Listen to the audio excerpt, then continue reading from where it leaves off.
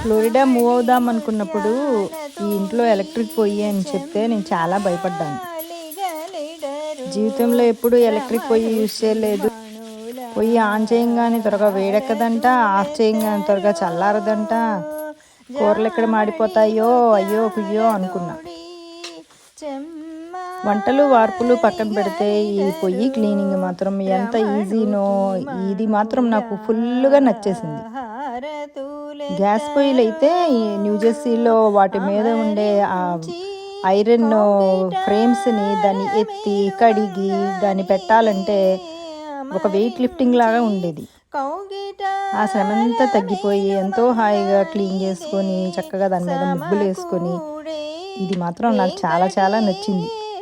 రోజు టేబుల్ తుడుచుకున్నట్టు పొయ్యి తుడిచి ముగ్గు పెట్టి దాని మీద క్యాండిల్ పెట్టి పసుపు కుంకుమ పెట్టి పొయ్యి క్లీనింగ్ మాత్రం బాగా ఎంజాయ్ చేస్తుంది.